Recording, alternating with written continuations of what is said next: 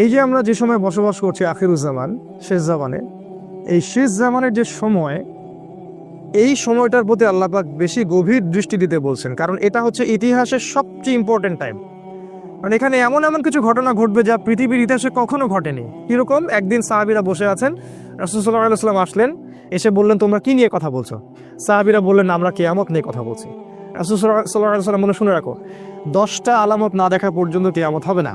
Number 1 দাজ্জাল, number 2 ইয়াজুজ আর Majuj, number 3 ঈসা আলাইহিস সালামের আগমন, নাম্বার 4 দাব্বাতুল আরদ, জমিন থেকে অনেকগুলো প্রাণী বের হবে। 5 নাম্বার আর দুখান, ধোঁয়া, সারা পৃথিবী ধোঁয়ায় ছেয়ে যাবে। 6 নাম্বার, 6, 7, 8 সম্ভবত 3টা ভূমিকম্প, 3টা বড় বড় ভূমিকম্প হবে পৃথিবীর পূর্ব, পশ্চিম এবং মাঝখানে। আরেকটা হচ্ছে পশ্চিম দিক থেকে সূর্য উঠবে। আর সর্বশ্রেষ্ঠ হচ্ছে ইয়েমেন থেকে আগুন বের হবে, এই আগুনটা মানুষকে তাড়িয়ে নিয়ে আসবে আরাফার মাঠের দিকে। রাসূল সাল্লাল্লাহু আলাইহি ওয়াসাল্লাম বলছেন 10টা আলামত না দেখা পর্যন্ত কিয়ামত হবে না। কোরআনে আল্লাহ পাক অনেকগুলো কসম করেছেন। ওয়াতিন, ডুমুর ফলের কসম। আমাদের দেশের ডুমুর ফল না, আবার যে ডুমুর ফল মক্কা মদিনায় পাওয়া যায়, আরবে পাওয়া যায়, কাঁচা খেতেও মিষ্টি লাগে। ওয়াতিন ওয়াজ্জাইতুন, জাইতুন ফলের কসম। জাইতুনের তেল দিয়ে রাসূল সাল্লাল্লাহু আলাইহি ওয়াসাল্লাম মালিশ করতে বলেছেন, উপকারী। তুরি সিনিন, তুর পাহাড়ের কসম, সিনাই পাহাড়ের কসম। এরকম অনেক কসম আছে। ওয়াল লাইল, রাতের কসম। ওয়াদুহা, দ্বীপ্রহরের কসম। ওয়াল ফাজর, ফজরের কসম। ফজরের কসম করে আল্লাহ বলেছেন, ফজর সকাল, ফজর নিঃশ্বাস ছাড়ে। অসাধারণ একটা আয়াত, ফজর নিঃশ্বাস ছাড়ে। আজকের এডুকেশন সিস্টেম আমাদের এটা বিশ্বাস করবে? সকাল নিঃশ্বাস ছাড়ে। কোরআন বলেছে ফজর, ফজরের সময় মালায়েকা চলে আসেন, কেরাত হয় ইমামে, তারা শোনেন, কারা কারা নামাজে আসছেন তারা লিখে রাখেন, আল্লাহর কাছে লিস্টটা নিয়ে যান, নিয়ে গিয়ে দেখান যে ফজরের জামাতের এক হাজির ছিল। আবার আসরের জামাতে আরেক দল ফেরেশতা আসে, তারা আবার দেখেন আসরের জামাতে কারা কারা আছে, তারা আবার ফজর পর্যন্ত থাকে। কোরআনে সূরা ফজরের মধ্যে শপথ করে বলা হচ্ছে যে ফজর নিঃশ্বাস ছাড়ে। আমাদের এডুকেশন সিস্টেম কি বিশ্বাস করবে কথাটা, যে ফজর নিঃশ্বাস ছাড়ে? তারপর পাগলের প্রলাপ কি বলে, হয়তো গাল গল্প বলে। এই জন্য আমি বারবার বলি যে this education system is created by দাজ্জাল। এই এডুকেশন সিস্টেমটা ক্রিয়েট করেছে দাজ্জাল নিজেই। তার উদ্দেশ্য একটাই, কিভাবে আমাদের পুরো জেনারেশনের পর জেনারেশন, প্রজন্মের পর প্রজন্মকে আল্লাহ থেকে দূরে সরানো যায়, এটাই উদ্দেশ্য, আর কোনো উদ্দেশ্য নেই। একজন পিএইচডি ডিগ্রি অর্জন করবে কিন্তু ভিতর থেকে হবে অন্ধ। একজন ডক্টরেট করবে, বাইরে থেকে ডিগ্রি নিয়ে আসবে, তার বাবা মা থাকবে বৃদ্ধাশ্রমে। সে ইন্টারনালি ব্লাইন্ড। আল্লাহ পাক এরকম অনেক কসম করেছেন। একটা কসম সময়ের কসম। সময়ের কসম আল্লাহ কেন করলেন সেটা বলার আগে বলছি, আল্লাহ যে কসম করলেন, আমাদের জন্যও কি কসম করার বিধান নাই? আছে। আমরা যদি কসম করি তাহলে শুধু আল্লাহর নামেই করতে হবে। কারণ একটা হাদিসে রাসূল সাল্লাল্লাহু আলাইহি ওয়াসাল্লাম বলেছেন, মান হালাফা বিগাইরি ইসমিল্লাহ ফাকাদ কাফারা, যে ব্যক্তি আল্লাহ ছাড়া অন্য কারো নামে কসম করলো সে কুফরি করলো। আমরা যখন কসম করব অবশ্যই আল্লাহর নামেই কসম করতে হবে। ছোটবেলায় আমরা শিখেছিলাম আল্লাহর কসম করতে হয় না, এই জন্য আমরা মায়ের কসম করতাম, বাবার কসম করতাম। এখন আমরা দেশের কসম করি, মাতৃভূমির কসম করি। আল্লাহ বলেছেন কসম করতে হবে শুধুমাত্র আল্লাহরই, অন্য কারো না। তবে আল্লাহ রাব্বুল আলামিন তার সৃষ্টির কসম করেন, যেমন রাত দিন, ফজর, ডুমুর ফল, কোরআন, চাঁদের, সময়ের ইত্যাদি। সময়ের কসম করার অর্থ কি? সময়ের কসম আল্লাহ পাক কেন করছেন? আল্লাহ পাক যখন কোনো কিছুর কসম করছেন বুঝতে হবে ওই বিষয়টা অত্যন্ত গুরুত্বপূর্ণ। এটা বোঝার জন্য খুব বেশি বুদ্ধির দরকার নাই। আল্লাহ পাক তো সহজে কোনো বিষয়ের কসম করবেন না। আর কোরআন নাজিল করার সময় আল্লাহ পাক খুবই ইকোনমিক্যাল। কোন দিকে? শব্দ চয়নের ক্ষেত্রে আল্লাহ পাক অতিরিক্ত কোনো শব্দই চয়ন করতে চাচ্ছেন না, যেটা দরকার সেটা নাজিল করছেন। হয়তো কোনো শব্দ কিন্তু কোরআনে নাই। কোরআন এমন একটা কিতাব যেটার একটা শব্দ দিয়ে একটা জাতির ইতিহাস বলা হয়েছে। সিরিয়াসলি, সূরা কাহফের মধ্যে একটা শব্দ আছে, জুলকারনাইন বাদশা যাচ্ছেন একদিকে, একটা কওমকে দেখতে পেলেন যে কওমের সূর্যের আলো থেকে বাঁচার কোনো বুদ্ধি ছিল না। তারা জানতো না কিভাবে সূর্যের আলো থেকে নিজেদেরকে রক্ষা করতে হবে। আল্লাহ ভালো জানেন এই জায়গাটা কোথায়। আল্লাহ পাক শুধু বলেছেন ক্যাযালিকা, ওরা এরকমই ছিল, ব্যাস এতটুকু। ওই সম্প্রদায়টা এমনই ছিল বলে আল্লাহ পাক অন্য প্রসঙ্গে চলে গেছে। একটা ওয়ার্ড দিয়ে একটা সম্প্রদায়ের কথা বলেছেন আল্লাহ পাক। শব্দ আল্লাহ পাক হয়তো চয়েস করবেন না। তাই সময় শপথ কেন করলেন? 3টা কারণে করতে পারেন, শর্ট করে বলছি। একটা হলো, অবশ্যই আমাদেরকে চোখে আঙ্গুল দিয়ে দেখিয়ে দেওয়া হচ্ছে যে আমাদের জীবনের সবচেয়ে গুরুত্বপূর্ণ জিনিস সময়। আমাদের মানব জাতির জন্য সবচেয়ে গুরুত্বপূর্ণ জিনিস হচ্ছে সময়, যেটা আমরা ফেসবুকে, অনলাইনে থেকে, ইউটিউবিং করে, গার্লফ্রেন্ডের সাথে সময় অপচয় করে, কফি খেয়ে, চায়ের দোকানে আড্ডা পিটে, খেলার মাঠে নষ্ট করি। তবে মানুষ যখন মৃত্যুবরণ করবে কিয়ামতের মাঠে এবং জান্নাতে যদি চলেও যায়, সেখানে গিয়েও মানুষের আফসোস হবে ওই সময়গুলোর জন্য, যে সময়গুলো মানুষ অহেতুক নষ্ট করেছে, যে সময়গুলোতে মানুষ আল্লাহর কথা বলেনি, আল্লাহর জিকির করেনি, রাসূলের প্রতি দরুদ পড়েনি। ওই সময়গুলোর জন্য মানুষ আফসোস করতে থাকবে। একজন জান্নাতি ব্যক্তিও আফসোস করতে থাকবে, কেন আমি ওই সময়গুলো আল্লাহর জিকির করিনি। সময় সবচেয়ে বেশি ইম্পর্টেন্ট জিনিস। আর এই সভ্যতা, এই গডলেস ওয়ার্ল্ড এবং এই এডুকেশন সিস্টেম আমাদের সময়গুলোকে খেয়ে ফেলেছে। এখন আমার মনে হয় এই 30 বছরের জীবনে এসে আমার কাছে মনে হয় যে আমার জীবনের 15 বা 18টা বছর অপচয় হয়ে গেছে। 18 বছরে আমি হাফেজ হতে পারতাম, আমি হয়তো হাদিসেরও হাফেজ হতে পারতাম, বুদ্ধি ব্রেন ভালো ছিল, ফার্স্ট হতাম সবসময়। আমি হয়তো ফিক পড়তে পারতাম, ইতিহাস পড়তে পারতাম, সিরাত পড়তে পারতাম। এখন সারাদিন রাত যত কাজই করি না কেন আত্মতৃপ্তি হয় না, মনে হয় কিছু না কিছু গ্যাপ থেকেই গেল, আর এই গ্যাপটা কখনো পূরণ হবে না, অসম্ভব। তাই যারা 40 বছর 50 বছর বয়সে তাস খেলছে, টিভি দেখতেছে, আড্ডা পিটাচ্ছে, এদেরকে দেখলে বুঝেই আসে না যে এই বয়সে কিভাবে সেটা করতে পারে। একটা বড় কি চিন্তা হয় না যে আমার হায়াত কমে আসছে, আমি পৃথিবীতে আর হয়তো বেশি দিন থাকবো না। সুবহানাল্লাহ, সময়ের কসম, আল্লাহ পাক সময়ের কসম করে আমাদেরকে সময়ের দিকে দৃষ্টি দিতে বলছেন, সময় সম্পর্কে সচেতন হতে বলছেন। দেখেন, মানুষ সারা জীবনে অনেক কষ্ট করে ঠিকই, কষ্টের পর কষ্ট সহ্য করে, একটা চাকরির জন্যে, একটা জমির জন্যে, একটা ভালো জব, স্ট্যাটাস, টাকা, সিকিউরিটি, বাড়ি গাড়ি, বউ বাচ্চা, এগুলোই তো। এগুলো ছাড়া আর কিচ্ছু নাই, এগুলো ছাড়া কিন্তু কিচ্ছু নাই, সব এগুলোই।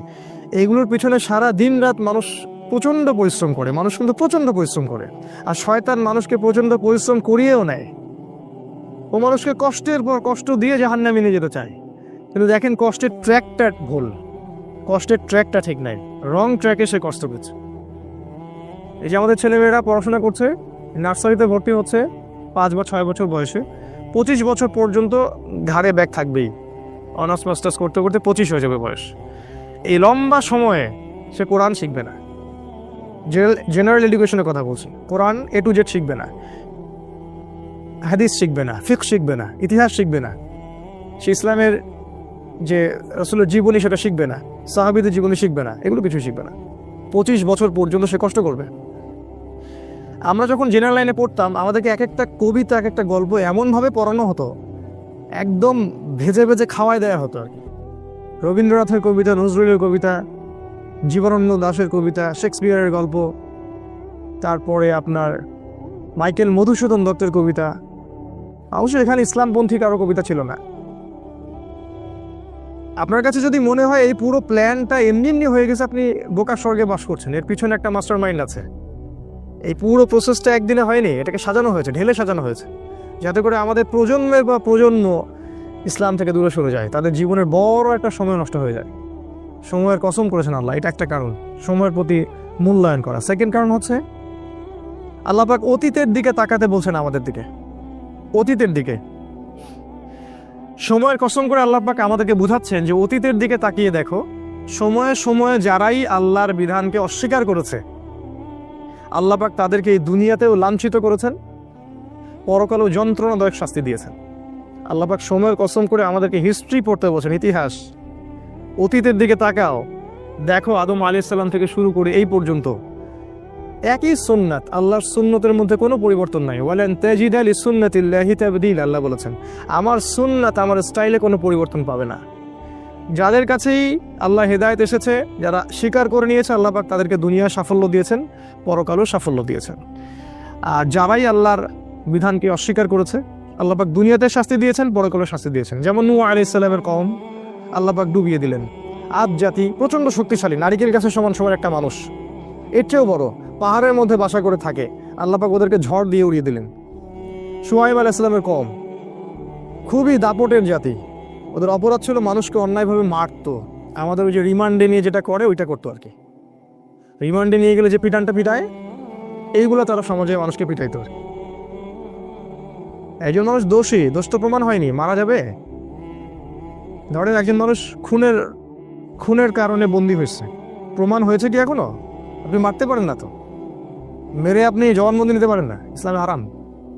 চলছে এগুলো, কে বুঝাবে? শুআয়ব আলাইহিস সালামের কওম এই কাজটা করতো। আরেকটা কাজ করতো, মাপে কম দিত আর মানুষের সম্পদ লুট করতো।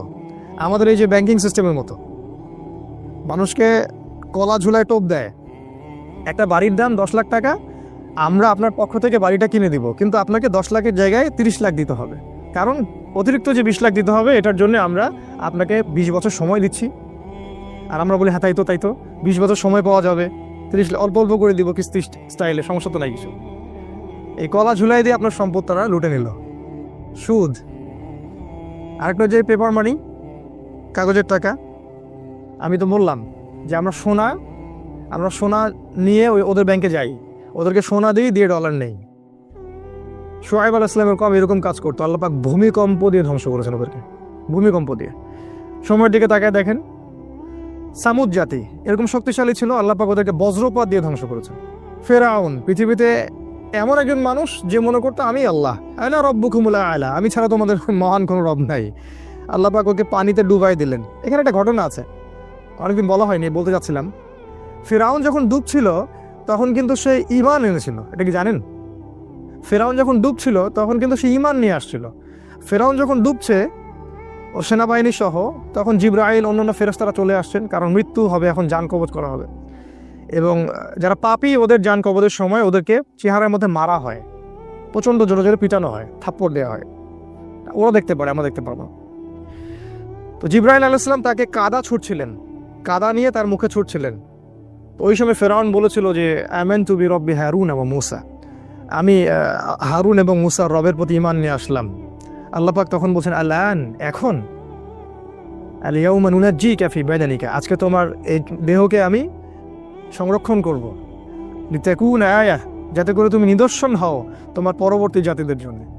কিন্তু জিবরাইল আলাইহিস সালাম বলেছেন একটা হাদিসের মধ্যে, হাদিসে কুদসির মধ্যে, যে ওই সময় জিবরাইল আলাইহিস সালামও ভয় পাচ্ছিলেন, যে কারণ সে তওবা করছে।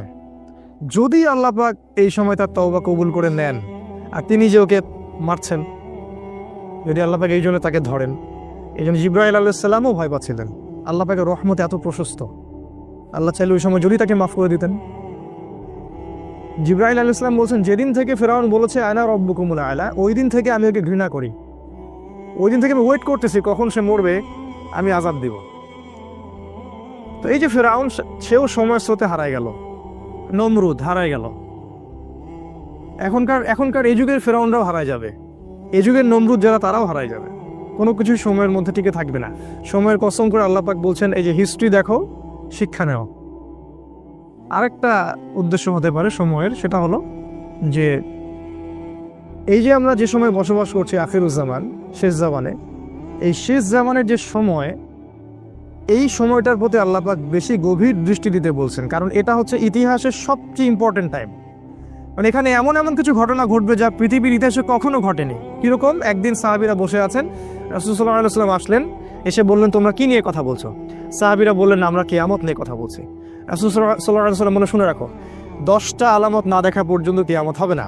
নাম্বার 1 দাজ্জাল, নাম্বার 2 ইয়াজুজ আর মাজুজ, নাম্বার 3 ঈসা আলাইহিস সালামের আগমন, নাম্বার 4 দাব্বাতুল আরদ, জমিন থেকে অনেকগুলো প্রাণী বের হবে। 5 নাম্বার আর দুখান, ধোঁয়া, সারা পৃথিবী ধোঁয়ায় ছেয়ে যাবে। 6 নাম্বার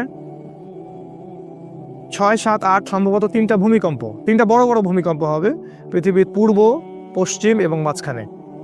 আরেকটা হচ্ছে পশ্চিম দিক থেকে সূর্য উঠবে। আর সর্বশেষটা হচ্ছে ইয়েমেন থেকে আগুন বের হবে, এই আগুনটা মানুষকে তাড়িয়ে নিয়ে আসবে আরাফার মাঠের দিকে। রাসূল সাল্লাল্লাহু আলাইহি ওয়াসাল্লাম বলছেন 10টা আলামত না দেখা পর্যন্ত কিয়ামত হবে না। এগুলো মেজর আলামত। এই জন্য এই সময়টা শেষ যুগের এই শেষ সময়টা বেশি ইম্পর্টেন্ট। এখানে এমন কিছু ঘটনা ঘটবে যেটা ইতিহাসে কখনো ঘটেনি। দাজ্জাল কখনো বের হয়নি, ইয়াজুজ আর মাজুজ এর আগে বের হয়নি, সূর্য কখনো আগে পশ্চিম দিক থেকে উঠে নাই, ধোঁয়ায় সারা বিশ্ব ছেয়ে যায়নি, জমিন থেকে বড় বড় জানোয়ার বের হওয়া শুরু হয়নি। এখন এমন হাদিস আছে যে ওরা মানুষের সাথে কথা বলবে।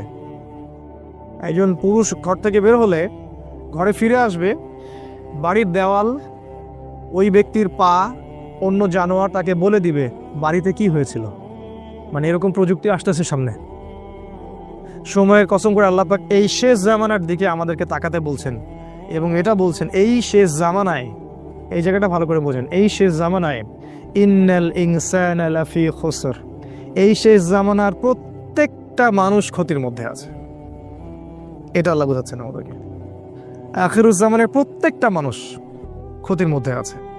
ইন্নাল ইনসানা লাফি খুসর, নিশ্চয়ই, ইন্না মানে নিশ্চয়ই, আল ইনসান মানে মানুষ, লা মানে আবার অবশ্যই, ফি মানে মধ্যে, আর খুসর মানে ক্ষতি। শাব্দিক অর্থ হয় নিশ্চয়ই মানুষ অবশ্যই ক্ষতির মধ্যে আছে। আখিরুজ জামান এমন একটা জামান, এমন একটা যুগ, যে যুগের কোনো মানুষ ক্ষতি থেকে বাইরে নয়। যতই দাড়ি, টুপি, পাগড়ি আর জুব্বা থাকুক না কেন, সে ক্ষতি থেকে বাইরে নয়। যে মনে করবে সে ক্ষতি থেকে বাইরে, সে বোকার স্বর্গে বাস করছে। রাসূল সাল্লাল্লাহু আলাইহি ওয়াসাল্লাম কি বলেননি, আখিরুজ জামানের একটা ব্যক্তি খুঁজে পাওয়া যাবে না যে সুদ থেকে মুক্ত থাকতে পারবে? তিনি কি বলেননি এই জামানার সবচেয়ে বেশি হবে মেয়েরা, এবং মেয়েরা নগ্ন হয়ে বাইরে ঘুরবে। মুমিন ভাই, মুমিন স্বামী তাকে বাড়িতে রাখতে পারবে না, সে দায়ুসে পরিণত হবে, কিছু করতে পারবে না। শেষ জামানায় দাজ্জাল এবং তার সেনাবাহিনীরা এমনভাবে সারা বিশ্ব শাসন করবে, এতে গ্রিপ থেকে মুমিন বের হতে পারবে না। সবচেয়ে বড় হাদিসটা হচ্ছে শেষ জামানায় মুমিনের হাতে জ্বলন্ত কয়লা রাখা যেমন, ঈমান ধরে রাখাটা ওই রকম হবে। নিজেকে প্রশ্ন করলে উত্তর পাওয়া যাবে আমাদেরকে সবাইকে, যে আমরা যে ইসলামটা ফলো করছি আর কি, এটা কি হাতে কয়লা ধরার মতো কিনা? আমরা যে ইসলামটা ফলো করছি, আসলেই কি আমরা হাতে জ্বলন্ত কয়লা ধরে আছি কিনা, এরকম কষ্ট হচ্ছে কিনা? যদি কষ্ট হয়, সুসংবাদ আপনার জন্য। যদি কষ্ট হয় তাহলে আপনার জন্য সুসংবাদ, আপনি সেই ব্যক্তি যার কথা রাসূল বলেছেন। আর যদি কষ্ট না হয়, আফসোস আমাদের জন্য, আমার উপর ধিক্কার, আমি সেই ব্যক্তি যার কথা রাসূল বলেছেন নেগেটিভলি, পজিটিভলি না। কি বলেছেন রাসূল সাল্লাল্লাহু আলাইহি ওয়াসাল্লাম? সকালে মুমিন থাকবে, বিকালে কাফের হয়ে যাবে। বিকেলে কাফের থাকবে, সকালে মুমিন হবে। ইয়াবিউ রাজুলু দীনাহু লিআরদি দুনিয়া, দুনিয়ার বিনিময়ে একজন ব্যক্তি তার দিনকে বিক্রি করে দিবে। এই হলো আখিরুজ জামান। এই জামানার প্রত্যেকটা মানুষ ক্ষতির মধ্যে। তবে আল্লাহ পাক বলেছেন 4 শ্রেণীর মানুষ নয়। 4টা কাজ যারা করবে, একই সাথে 4টা কাজ, 4টার মধ্যে যে কোনো একটা নয়, 4টা কাজই একই সাথে অ্যাট দ্য সেম টাইম, 4টা কাজ যারা করতে পারবে এবং এর উপর ইস্তেকামাহ, দৃঢ় থাকতে পারবে, তারাই ক্ষতি থেকে বেঁচে থাকবে। তার মধ্যে নাম্বার 1 হচ্ছে ইল্লাল্লাযীনা আমানু, ঈমান। ঈমানটা কেন এখন আমি বুঝি। এই ওয়ার্ল্ডটাকে রিড করতে হলে, এই বিশ্বে আসলেই কি হচ্ছে এটা বুঝতে হলে, আপনার ভিতর থেকে একটা নলেজ দরকার, ইন্টারনাল একটা লাইট দরকার। যার ভিতরে ঈমান নাই, তার ভিতরে আল্লাহর পক্ষ থেকে নূর আসবে না, পসিবল না। যার ভিতরে, হৃদয়ের ভিতরে ঈমান নাই, আল্লাহর পক্ষ থেকে লাইট বা নূর আসবে না। আর আল্লাহর পক্ষ থেকে কলবের মধ্যে নূর না আসলে সে ভিতর থেকে দেখতে পারবে না আসলে কি হচ্ছে। যেমন আমাদের মেয়েদের কথা বলা হচ্ছে মিডিয়ায়, মেয়েরা অনেক এগিয়ে যাচ্ছে, প্রোগ্রেস, প্রগতি, সমান তালে চলছে, সম অধিকার, অগ্রগতি, তাই না? কিন্তু কোরআন, সুন্নাহ এবং আখিরুজ জামান স্টাডি করলে আমরা দেখছি যে মেয়েরা এগিয়ে যাচ্ছে ঠিকই, কিন্তু জাহান্নামের দিকে। এই যে চিন্তার জগতের বিশাল একটা পরিবর্তন। এক শ্রেণীর মানুষের কাছে এটা প্রোগ্রেস, আর আমি বলছি এটা জাহান্নামের রাস্তা। বিশাল একটা পার্থক্য না? এই পার্থক্যের কারণ হচ্ছে যে মন্তব্যটা করেছে সে বাহ্যিক দৃষ্টি দিয়ে করেছে, আমরা কোরআন সুন্নাহ থেকে ঘেটে ইন্টারনাল অবজারভেশন থেকে মন্তব্যটা করলাম। এই ইন্টারনালি লাইট পেতে হলে আমাকে নূর দরকার, আর নূর আসবে আল্লাহর পক্ষ থেকে। আর কখন আসবে? যখন আপনি কোরআনের কাছে আসবেন, যখন ঈমান নিয়ে আসবেন। ইল্লাল্লাযীনা আমানু, এই হলো প্রথম। আর হাদিসে আছে, হাদিসে জিবরিলের মধ্যে ইমানের 6টা পিলার। তো অনেকেই জানি না ইমানের 6টা পিলার হচ্ছে, 1 নাম্বার আমানতু বিল্লাহ, আল্লাহর প্রতি বিশ্বাস করা, তার ফেরেশতাগণের প্রতি বিশ্বাস করা, তার আসমানি কিতাবগুলোর প্রতি বিশ্বাস করা, রসুলগণের প্রতি বিশ্বাস করা, পরকালের প্রতি বিশ্বাস করা এবং তাকদিরের ভালো মন্দের প্রতি বিশ্বাস করা। এই 6টা পিলারকে বিশ্বাস করার নাম ইমান। এখানেও 3টা কথা আসবে, শুধু বিশ্বাস করা না, হৃদয়ে বিশ্বাস করা, মুখে স্বীকৃতি দেয়া। হৃদয়ে আগে বিশ্বাস করা, মৌখিক স্বীকৃতি দেয়া এবং কাজে বাস্তবায়ন করা। শুধু বললেই হবে না যে আমি মুমিন, কাজে প্রমাণ করতে হবে। কিছু মানুষ আছে আমাদের বলে যে আমি তো গুনাহ করিনি, নামাজ পড়ার কি দরকার আছে, আমি তো খারাপ কাজ করি না, আমি তো সারাদিন ভালো কাজ করি, জনকল্যাণমূলক কাজ করি, আমি তো জননেতা, নামাজের তো প্রয়োজন নাই। নামাজ তাদের জন্য যারা গুনাহ করে, ওদের গুনাহ মাফ করানোর প্রয়োজন আছে, তারা যাবে নামাজে, আমি নামাজে যাবো কেন? কিছু মানুষ আছে কোরআন সুন্নাহ ইসলামকে এর সামনে আত্মসমর্পণ তো করবেই না, বলে যে আমি মানবতার কল্যাণে কাজ করি, আমি জনকল্যাণমূলক কাজ করি, আমি গাছ লাগিয়ে দিই, আমি কম্বল বিতরণ করি, আমি কত ভালো কাজ করি। এগুলো তো ভালো কাজ, আমি তো সদা সত্য কথা বলি, ব্যবসায় হালাল খাই, আমার নামাজের তো দরকার নেই। ইমানের একটা পিলার হচ্ছে মনে বিশ্বাস, মুখে স্বীকৃতির সাথে সাথে কাজে অবশ্যই বাস্তবায়ন করতে হবে। এই কাজে বাস্তবায়ন করতে গিয়ে কিছু মানুষ শৈথিল্যবাদী হয়ে যাবে আর কিছু মানুষ হয়ে যাবে চরমপন্থী। আমাদেরকে হতে হবে মধ্যমপন্থী, খুব চরমপন্থীও না আবার শৈথিল্যবাদীও না। কারণ আল্লাহ পাক এই উম্মতকে বলেছেন উম্মাতান ওয়াসাতা লিতাকুনু শুহাদা আলান নাস, তোমরা হচ্ছে মধ্যমপন্থী উম্মত, তোমাদেরকে অন্যান্য উম্মতগুলোর উপরে সাক্ষী হিসেবে উপস্থাপন করা হবে। 1 নাম্বার, ক্ষতি থেকে বেঁচে থাকবে তারাই যারা মুমিন, এই 6টা পিলারের প্রতি বিশ্বাস করে, তারপরে মুখে স্বীকৃতি দেয় এবং কাজে বাস্তবায়ন করে। 2 নাম্বার, ওয়া আমিলুস সলিহাত, ঈমান আনার সাথে সাথে যারা সৎ আমল করে। এখন আমিলুস সলেহ এর সংজ্ঞা কি? এক কথায় খুব সহজ করে যদি সংজ্ঞা বলি তাহলে যে আমল বা যে কাজগুলো আল্লাহ অনুমোদন করেছেন, তার রাসূল অনুমোদন করেছেন, বা রাসূলুল্লাহ সাল্লাল্লাহু আলাইহি ওয়াসাল্লাম করেছেন বা করতে বলেছেন অথবা মৌন সম্মতি দিয়েছেন। সোজা সিম্পল, যে প্রত্যেকটা কাজ আল্লাহর রাসূল সাল্লাল্লাহু আলাইহি ওয়াসাল্লাম আল্লাহর বিধানের আলোকে আমাদেরকে করতে বলেছেন, অথবা নিজে করেছেন, অথবা কেউ করেছেন তিনি মৌন সম্মতি দিয়েছেন, এই ধরনের কাজগুলোকে বলা হয় আমলুস সালেহ। যেমন 5 ওয়াক্ত সালাত, রমাদান মাসের সওম। রমাদান মাসের কথা আসলে আমরা একটা দোয়া করে নেই, আল্লাহুম্মা, বলুন আমার সাথে, আল্লাহুম্মা বাল্লিগনা ফি রমাদান ওয়া বারিক লানা ফিহি, আমিন। অর্থ হচ্ছে আল্লাহ আমাদেরকে রমাদান পর্যন্ত পৌঁছে দিন এবং সেখানে বরকত দিন। রমাদানের আগ থেকেই রাসূল সাল্লাল্লাহু আলাইহি ওয়াসাল্লাম এই দোয়াটা করতেন, আল্লাহ আমাদেরকে রমাদান পর্যন্ত পৌঁছে দিন এবং সেখানে বরকত দিন, এবং আল্লাহ পাক আমাদের জীবনে রমাদানের সংখ্যা বাড়িয়ে দিন, আল্লাহুম্মা আমিন।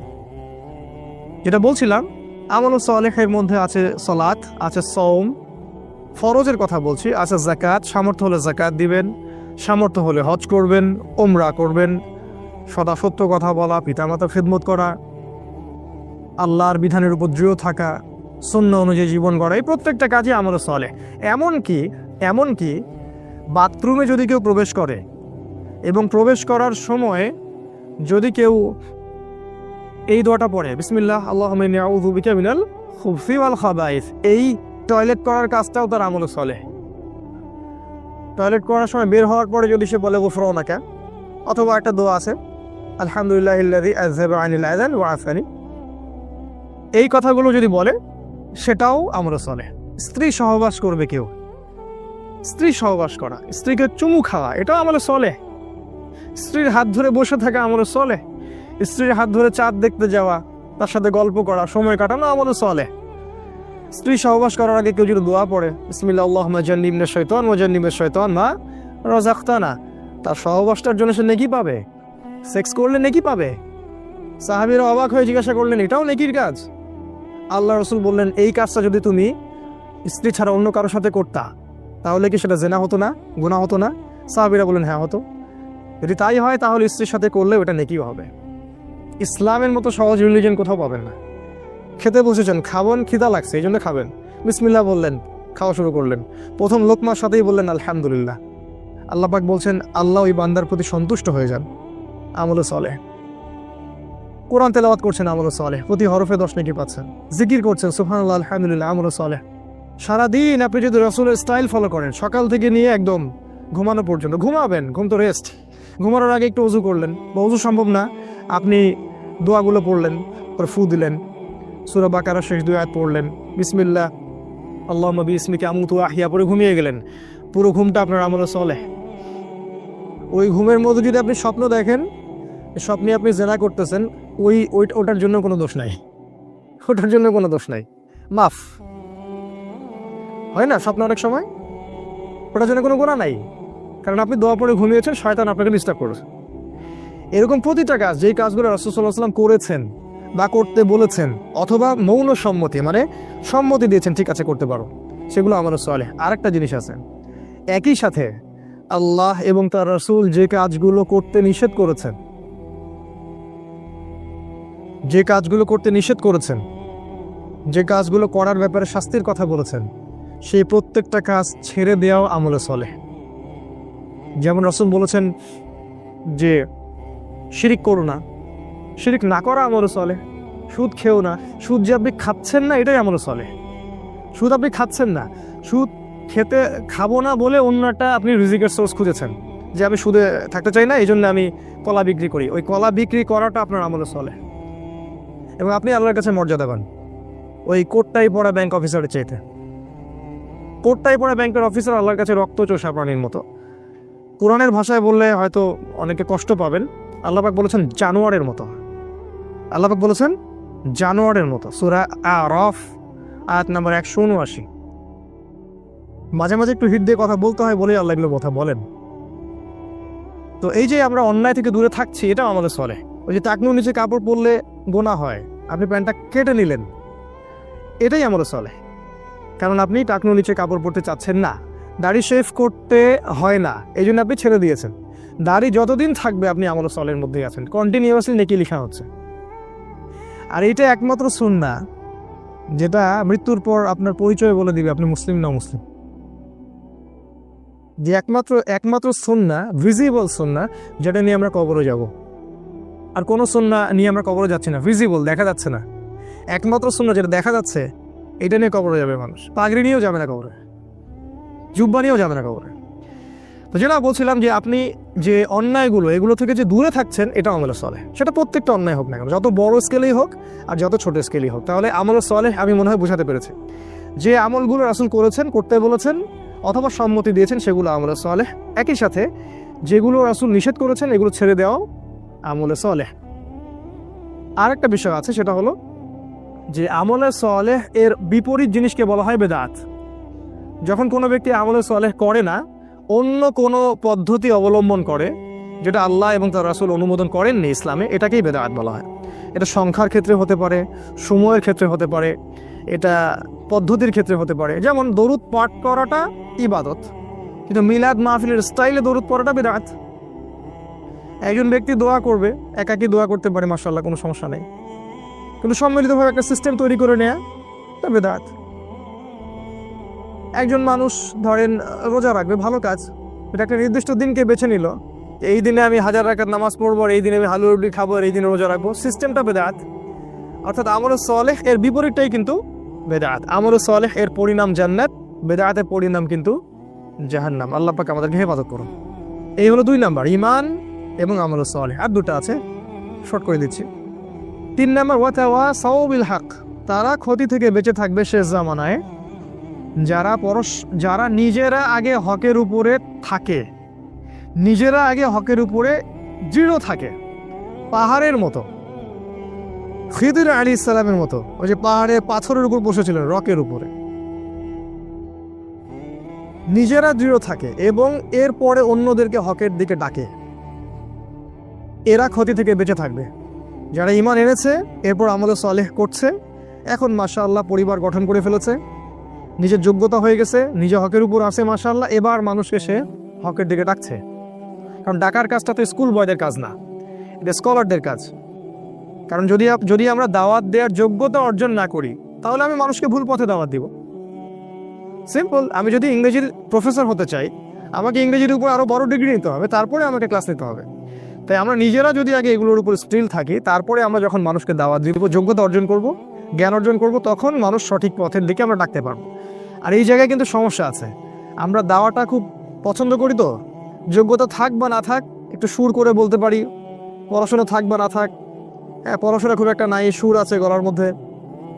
সারা দেশব্যাপী দাওয়াতি কাজ করা হচ্ছে, অসংখ্য মানুষ জিকিরের নামে প্যান্ডেলে উঠে লাফাচ্ছে, অসংখ্য মানুষ ইসলামের নামে দলীয় তাকলিদে যাচ্ছে, অসংখ্য মানুষ জিহাদের নামে জঙ্গিবাদে যাচ্ছে। প্রত্যেকটা জায়গায় সমস্যা সৃষ্টি হচ্ছে। কারণ কি? কারণ যে দাওয়াত দিচ্ছে সে জানে না আসলে সঠিকভাবে দাওয়াত দেওয়ার ম্যাথোডোলজিটা কি। কোথা থেকে শিখবো? আল্লাহ রাসূল থেকে শিখবো, অন্য কারো কাছে যাওয়ার দরকার নেই। শুধু রাসূল সাল্লাল্লাহু আলাইহি ওয়াসাল্লামের জীবনের দিকে তাকাবেন, জীবনের কোন জায়গায় কোন অবস্থায় তিনি কিভাবে দাওয়াত দিয়েছেন, ব্যাস। জীবনের কোন সিচুয়েশনে তিনি কেমন করে দাওয়াত দিয়েছেন। মক্কায় তিনি মূর্তির সামনেও নামাজ পড়েছেন 13 বছর, তখন মূর্তি ভাঙার মতো সিচুয়েশন ছিল না। মদিনায় খেলাফত কায়েম হওয়ার পরে আবার যখন মক্কা পুনরুদ্ধার করা হলো, তখন তিনিই আবার মূর্তি ভেঙে দিলেন, নিজের হাতেই মূর্তি ভাঙলেন, যা আল হক ওয়া যাহাকাল বাতিল বললেন। তাহলে দুটা সিচুয়েশন আলাদা ছিল। দায়ীকে বুঝতে হবে তার যোগ্যতা কতটুকু, তাকে কোন সিচুয়েশনে কি বলা যাবে কি বলা যাবে না, কি কোন দিকে মানুষকে ডাকতে হবে, কোন সময়ে কোন দিকে দাওয়াত দিতে হবে। এখন উম্মার যে সময়, এই সময়টা মানুষকে ছোট ছোট ইখতিলাফি বিষয়ের দিকে মতভেদ করার সময় নয়। এখন আমরা এমন একটা সময় আছি যে আমরা এন্ড টাইম, শেষ সময়ের দিকে যাচ্ছি, যখন সারা বিশ্ব একত্রিত হয়ে আমাদের বিরুদ্ধে প্রোপাগান্ডা চালাচ্ছে। আর এই সময় যদি আমরা বিভিন্ন দলে উপদলে ভাগ হয়ে থাকি, তাহলে আমাদের ওই যে হাওয়া বেরিয়ে যাবে, আল্লাহ পাক সূরা আনফালে বলেছেন, বাতাস বের হয়ে যাবে, হাওয়া বের হয়ে যাবে, তোমরা পাগুলো স্থলিত হবে, এক ভাইকে মারবে আরেক ভাই হাসবে, এক ভাইকে মারবে আরেক ভাই হাসবে, বলবে আমাকে তো মারে নাই, আমার দলকে তো কিছু বলেনি, সমস্যা নাই। তো বোকা বুঝতে পারেনি যে পরে ওর কাছে ওরা আসতেছে। তো এটা হবে। তাহলে হকের দাওয়াত দেওয়ার আগে আমাদেরকে হকটাকে চিনতে হবে, হক চিনতে হবে, এবং এর উপরে আগে নিজেদেরকে দৃঢ় থাকতে হবে, তারপরে গিয়ে আমাদেরকে অন্যকে দাওয়াত দিতে হবে। এবং দাওয়াত দেওয়ার সময় আমাকে পরিবেশ পরিস্থিতি এবং সময় বুঝতে হবে, কোন সময়ে কোন প্রেক্ষাপটে কিসের দাওয়াত দিতে হবে। এবং এই দাওয়াত দেওয়ার সময় হতে হবে মানুষের সাথে নরম, উদার। একটা মানুষ এখনো ইসলামের বেসিক কোনো বিষয় জানেই না, ধরেন সে সলাতই আদায় করে না, এখন আপনি কি সবার আগে ওকে সলাতের দিকে ডাকবেন, নাকি ওকে আপনি বুকে হাত বাঁধা শেখাবেন? কি করবেন বলেন তো? আপনার বুদ্ধিমানের কাজ কি? অ্যাটলিস্ট তাকে আগে সলাতের দিকে তো ডাকবেন। সে নামাজ পড়তেছে মাশাআল্লাহ, এখন নিয়মিত জামাতে আসে, মাশাআল্লাহ হৃদয়টা পরিবর্তন হচ্ছে, আস্তে আস্তে আস্তে আস্তে আপনি ওকে মাসআলাগুলো বোঝান। আমরা কি করি? আমরা প্রথমে আক্রমণ করি, যেখানে যাই এটা ঠিক না, ওইটা ঠিক না, আপনার এটা ভুল হয়েছে, আপনার এটা ঠিক না। এতে করে কি হয়? ওরা তো এই ব্যাপারটাকে ভালোভাবে দেখেই না, বরং এখানে ওরাও তখন ডিফেন্সিভ হয়ে যায়, ওরাও তখন বলে যে না আমাদেরটাই ঠিক। ওরাও মাহফিল করবে আপনার বিরুদ্ধে, আর আমরাও মাহফিল করবো ওদের বিরুদ্ধে। এই হচ্ছে উম্মার সার্কাস। শব্দটা কি বললাম আমি? সার্কাস। এখন এই বাংলাদেশে এই সার্কাস চলে।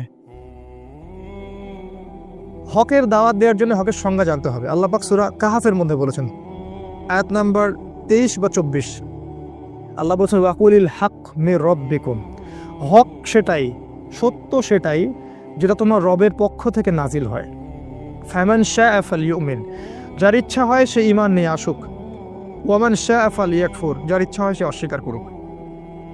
ইন্না আ'তাদনা লিযালিমিনা নারান, আর আমি আল্লাহ জালেমদের জন্য আগুন প্রস্তুত করে রেখেছি। আল্লাহ পাক হকের সংজ্ঞা দিলেন, হক সেটাই যেটা আল্লাহর পক্ষ থেকে নাজিল হয়। তাহলে আল্লাহর পক্ষ থেকে কি গণতন্ত্র নাজিল হয়েছে?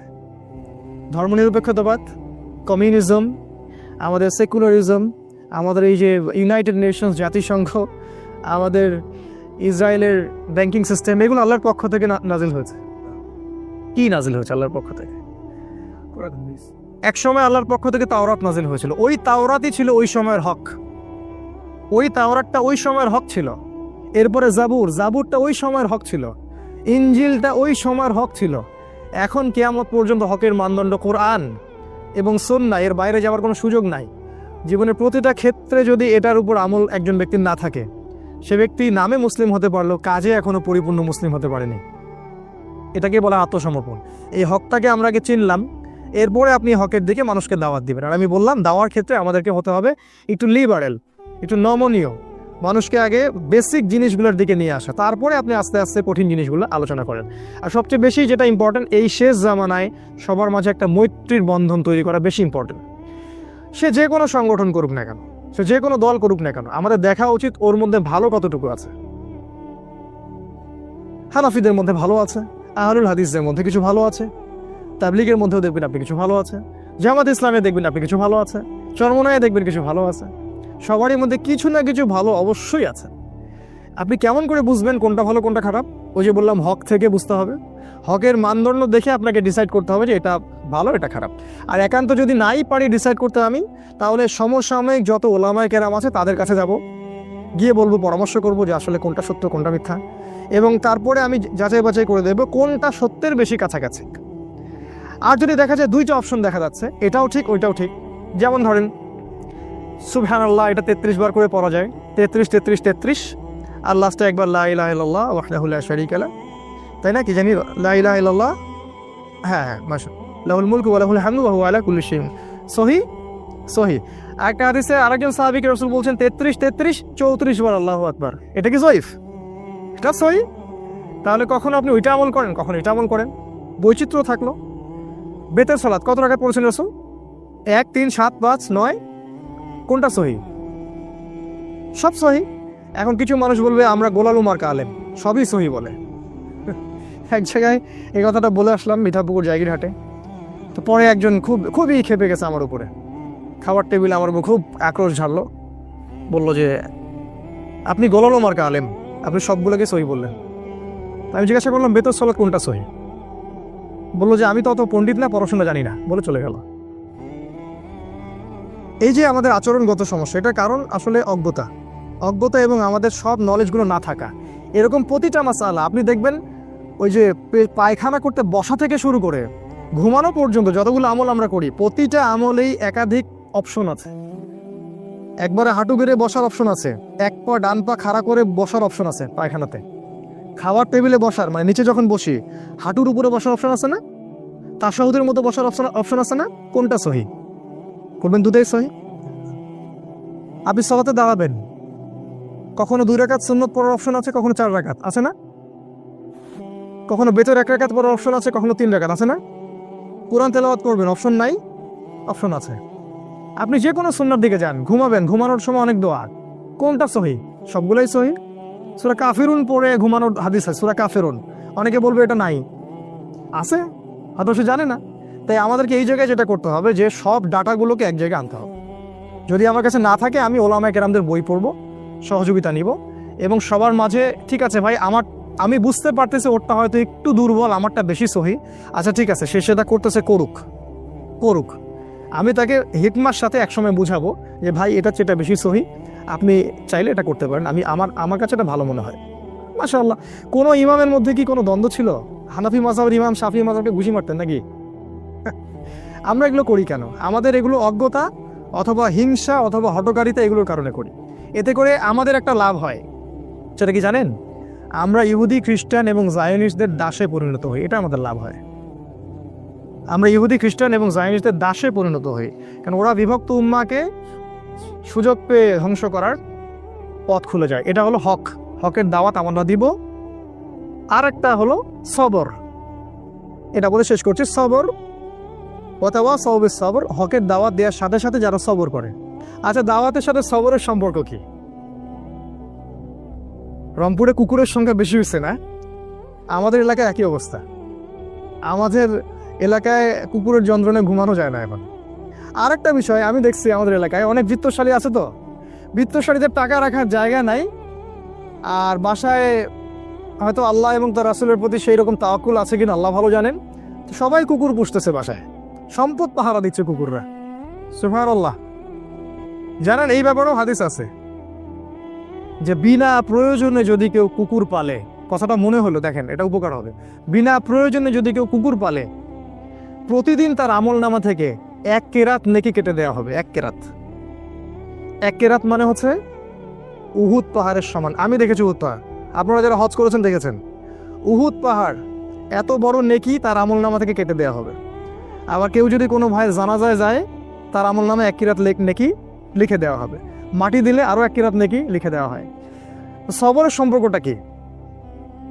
হকের সাথে সবরের একটা সম্পর্ক আছে, সেটা হলো সত্য এমন একটা জিনিস যেটাকে আক্রমণাত্মকভাবে প্রতিষ্ঠিত করা যায় না।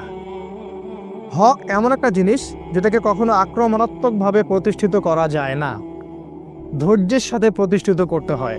এক্সাম্পল, আপনি নূহ আলাইহিস সালামের দিকে তাকান, 950 বছর দাওয়াত দিলেন, 40 বা 80টা মানুষ ইসলাম কবুল করলেন।